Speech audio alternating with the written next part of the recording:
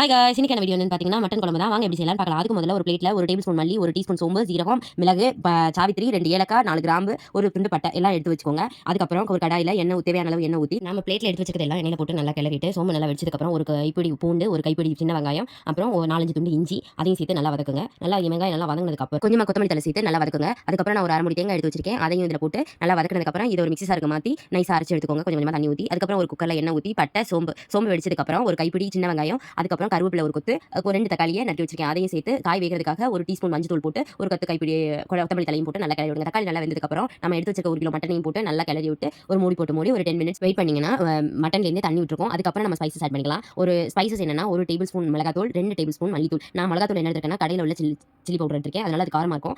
அதுக்கப்புறம் 1/2 packet mutton மசாலாவையும் போட்டு நல்லா கிளறி விட்டு நம்ம அரைச்சு வச்சிருக்கிற மசாலாவையும் இதில் போட்டு நல்லா தேவையான அளவு தண்ணி ஊற்றிக்கோங்க. உங்களுக்கு குருமா மாதிரி வேணும்னா கம்மியாக தண்ணி ஊற்றிக்கோங்க, இல்லை குழம்பு மாதிரி வேணும்னா நிறைய தண்ணி ஊற்றிக்கோங்க. அதுக்கப்புறம் இதுக்கு தேவையான அளவு உப்பு போட்டு நல்லா கிளறிட்டு மூடி போட்டு மூடி மட்டன் இளம் ஆடா இருந்ததுன்னா ஒரு 7 விசில் போதும். நல்லா முத்து ஆடா இருந்ததுன்னா 8, 9 விசில் விட்டிங்கன்னா நல்லா வெந்துரும். அதுக்கப்புறம் தம் இறங்கினதுக்கப்புறம் வந்து பார்த்தீங்கன்னா சுவையான மட்டன் குழம்பு ரெடி. இந்த மாதிரி நீங்க ட்ரை பண்ணி பாருங்க. நெக்ஸ்ட் வீடியோல பார்க்கலாம். பாய்.